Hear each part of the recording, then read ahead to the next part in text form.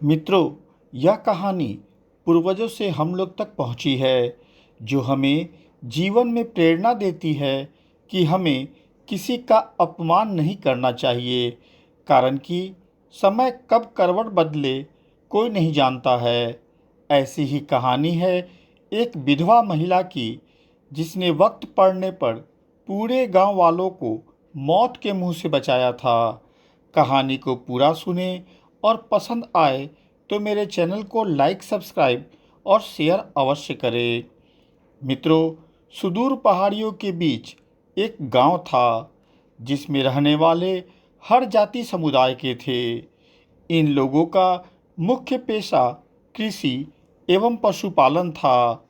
वहाँ एक ऐसी मान्यता थी कि बहुत पहले उस गांव पर एक आदमखोर राक्षस का हमला हुआ करता था। उसने उस गांव के बहुत लोगों को मारा था।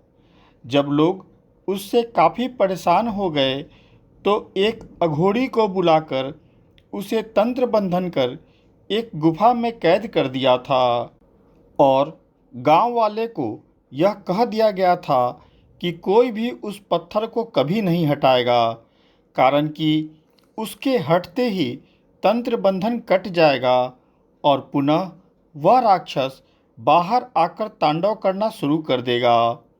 वर्षों वर्ष बीत गए। एक दिन कुछ चरवाहे, जिन्हें उतनी जानकारी नहीं थी, उस पहाड़ के पास चले गए और उस पत्थर को हटाकर गुफा में प्रवेश कर गए। वे कुछ ही दूर गए थे कि अंदर से भयानक चीखने की आवाज़ आई। सभी वहाँ से डरकर भागे। इसका पता गांव में किसी को नहीं चला, परंतु 2 दिन बाद ही पुनः उस गांव में उस राक्षस का प्रवेश हुआ। लोग डरकर भागने लगे और राक्षस एक जवान आदमी को वहीं मारकर खा गया। राक्षस का गांव पर हमला करने का सिलसिला नहीं रुका। फिर उस जगह एक महात्मा जी आए, जिनके प्रयास से वह राक्षस गांव में हमला करना बंद कर दिया, परंतु एक शर्त रखा कि हर पूर्णिमा को स्वेच्छा से एक इंसान उसके पास खुद उसका भोजन बनने आ जाया करेगा। गांव वाले राजी हो गए, कारण कि उनके पास कोई और रास्ता नहीं था। उसी गांव में एक बहुत बड़ी विष्णु भक्त विधवा महिला रहा करती थी, जिसने अपने पति की मृत्यु के पश्चात अपना सारा जीवन विष्णु जी की सेवा में समर्पित कर दिया था। उसके साथ उसका 8 वर्षीय पुत्र भी रहता था। अब आने वाले पूर्णिमा में मात्र 10 दिन बचे हुए थे।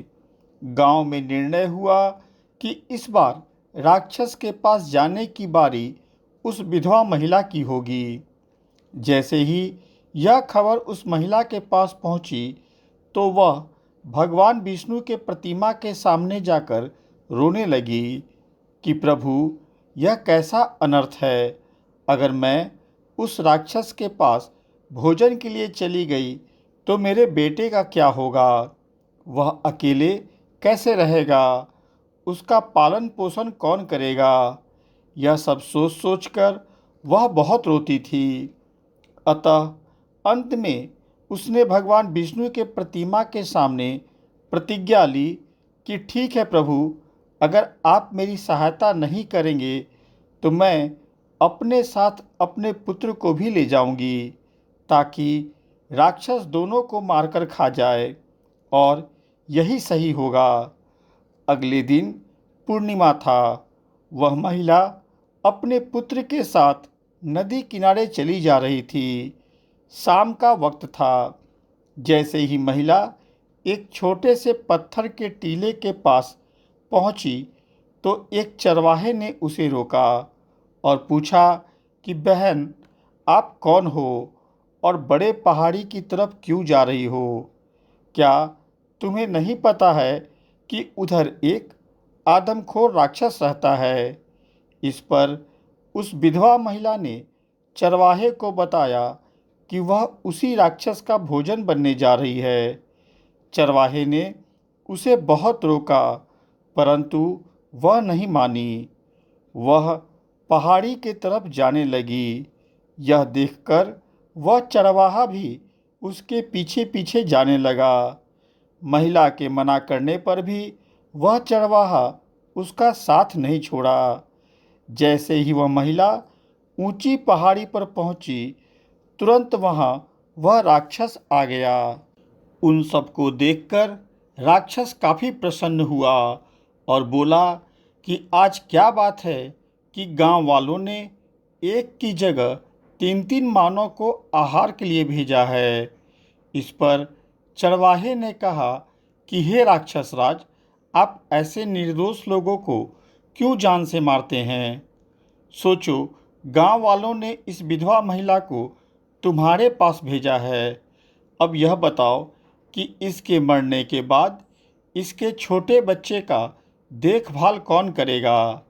इस पर राक्षस क्रोधित हो गया और बोला कि तुम्हें इन लोगों की इतनी फिक्र क्यों हो रही है? ज़्यादा फिक्र करोगे तो पहले मैं तुम्हें ही मारकर खाऊंगा। ऐसा कहकर जैसे ही राक्षस चरवाहे की तरफ बढ़ा, वैसे ही चरवाहे ने अपने लठ से जबरदस्त प्रहार उस राक्षस के सर पर कर दिया। उसके एक ही लठ के प्रहार से वह राक्षस जमीन पर गिरकर बेहोश हो गया। यह देख उस महिला को काफ़ी आश्चर्य हुआ कि एक साधारण इंसान के एक लठ से राक्षस कैसे बेहोश हो सकता है। यह देख खुशी से वह महिला रोने लगी। उसने उस चरवाहे से पूछा कि तुम वास्तव में कौन हो जो इतने बलशाली हो? सच बताओ, नहीं तो गांव वाले मुझे छोड़ेंगे नहीं और बोलेंगे कि मैं राक्षस के पास गई ही नहीं थी। मुझे जीवित देखकर वो निश्चित मुझे सजा देंगे। महिला की बातों को सही मानते हुए वह चरवाहा अपने असली स्वरूप में सामने आ गया, जो खुद भगवान विष्णु थे। उन्हें देखते महिला उनके चरणों पे गिर पड़ी। तब भगवान विष्णु ने कहा कि उठो पुत्री, मैं अपने भक्त का जीवन संकट में कैसे देख सकता हूँ। और रही बात गांव वालों की, तो उन्हें सबूत के लिए तुम इस राक्षस का मुंडमाला लेकर वापस गांव चली जाओ और बता देना कि जब वह राक्षस से मिली तो वह पहले से मृत पड़ा था। फिर भगवान विष्णु ने अपने सुदर्शन चक्र से राक्षस का सर धड़ से अलग कर दिया। महिला उस राक्षस के मुंडमाला को उठाकर गांव की ओर पुत्र के साथ वापस आ गई। उसे देखते ही सभी गांव वाले आश्चर्य किए और दौड़ते हुए उस महिला के पास जाकर वापस आने का कारण पूछा। तो महिला ने सारी कहानी बताई और सबूत के तौर पर वह मुंडमाला गांव वासियों को दिखाया। यह सब देखकर गांव वालों में खुशी की लहर दौड़ पड़ी। सभी जश्न मनाने लगे।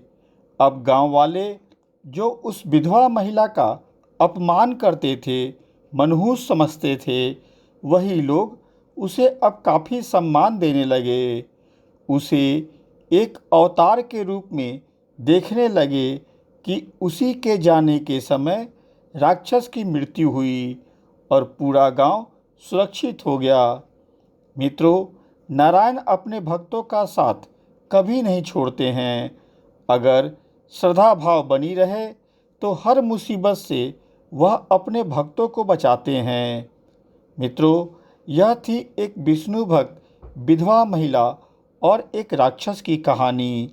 मेरे द्वारा प्रेषित यह कहानी आपको अच्छी लगी हो तो कृपया मेरे चैनल को लाइक, सब्सक्राइब और शेयर अवश्य कर दे।